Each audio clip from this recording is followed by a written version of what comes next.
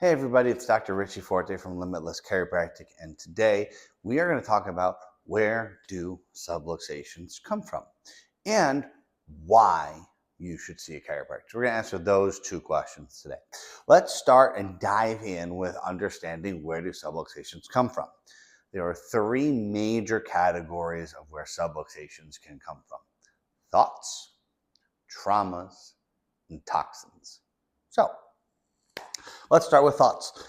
Thoughts are a big issue in having subluxations. And it's not just what you're thinking, it's an emotional component to that subluxation. So, emotional trauma, low self-esteem, self-doubt, all these things can lead to us having those subluxations.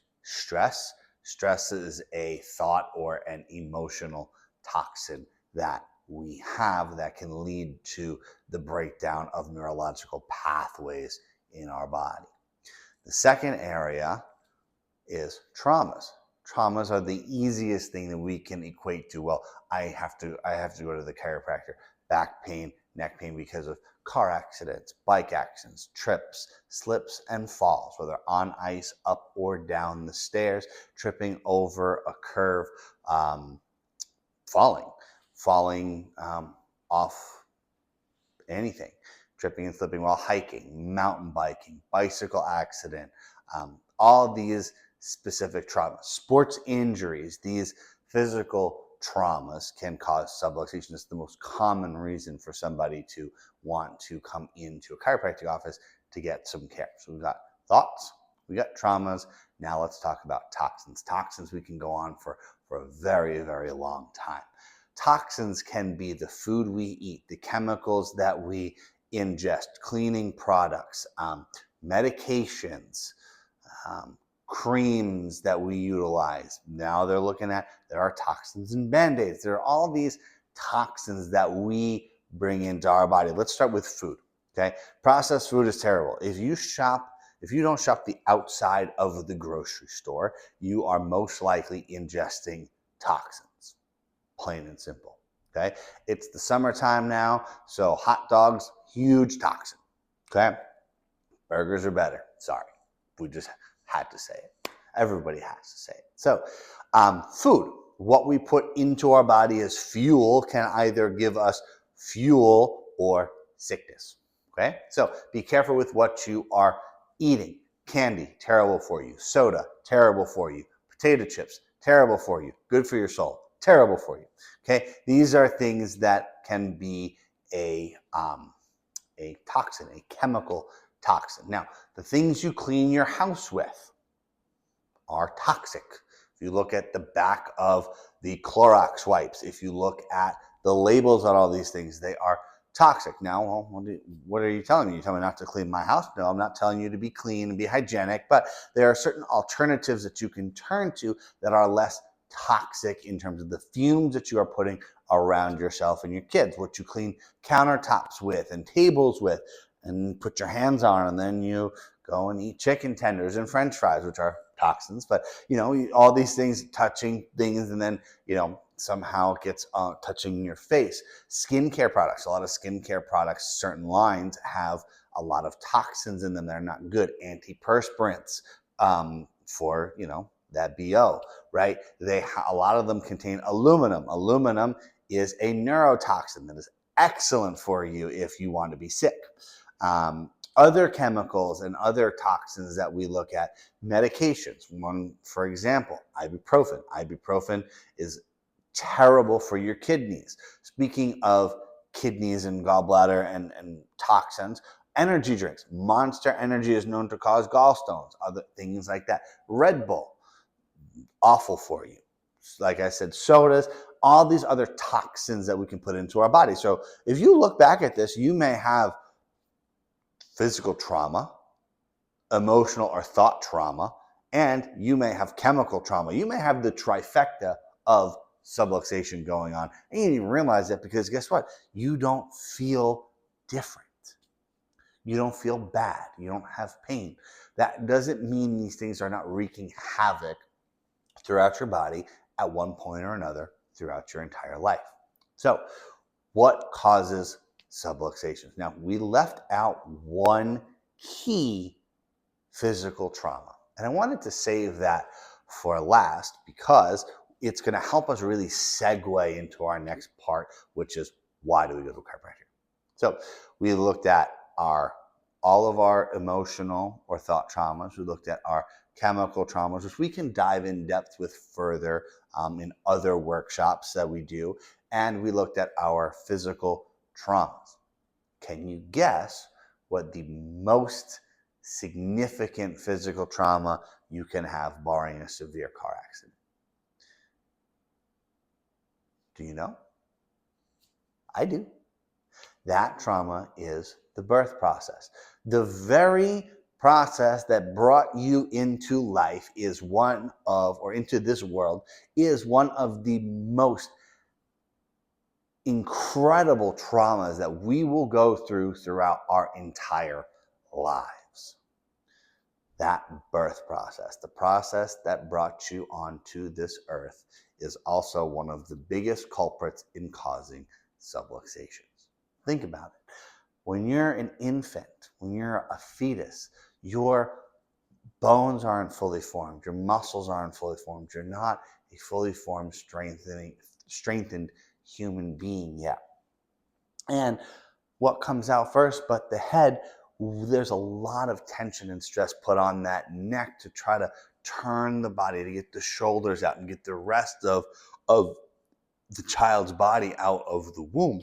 It is a very physically demanding process that we cannot yet handle in terms of the growth of our bones, the growth of our muscles, the growth of our ligaments, and our tendons. So, knowing that, when do you think would be the most ideal time to go to a chiropractor?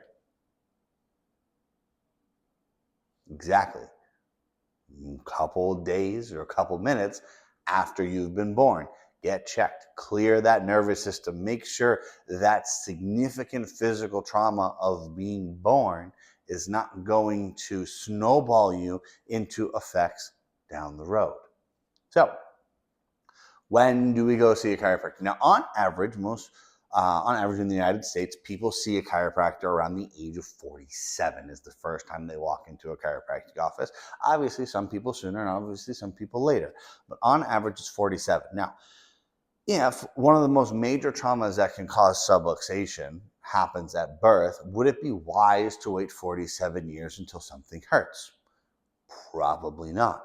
So the cool thing is you're watching this video. So if you unfortunately did not have the opportunity to get checked by a chiropractor, get routinely adjusted through childhood and adolescent years and into young adulthood, you can help change the tide for your family going forward.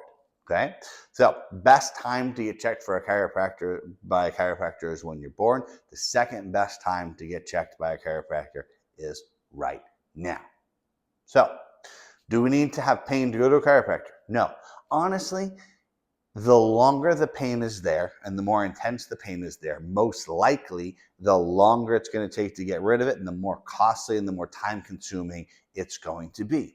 The sooner you get on a level of prevention, the cheaper it's going to be because we are proactively taking care of your body to help make sure you're not in those positions ever again. And if you've never been in them, try to do our best to prevent them. Yes, okay, life happens, things happen, accidents happen and we get hurt, and that's okay. But barring, any of that, we can add to what's called your health bank account to allow you to have aches, slips, trips, falls, and bumps and not have it snowball into chronic inflammation, chronic pain, fatigue, and a just lower vitality throughout your life. So best time to get checked by a chiropractor is when you're born. The second best time is now. Why do we get checked? We are not just back doctors. That is the most superficial outlook on chiropractic care. We aid in the system or the armor that protects your central nervous system, which is the most important system in your body. It controls and governs every other system in your body at all times. We are nervous system doctors. We aid in the housing of that nervous system to allow those nerves to do their job 100% of the time. So, why get checked by a chiropractor? Why dive into chiropractic care? Simple. Keep the most important system in your body functioning ideally at all times. It's a no-brainer when you look at it that way. But when you say, well, I don't have back pain, so I don't need to go to a chiropractor, well, you might be right.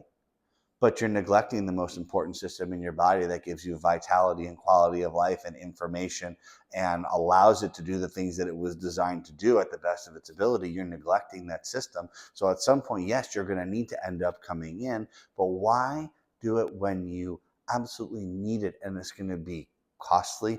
It's going to take a lot of time, and you're going to be already just fed up with this, with the medical system, because you're probably not going to come to me at your first line of defense. Why not start now and prevent all that agitation and discomfort from ever happening?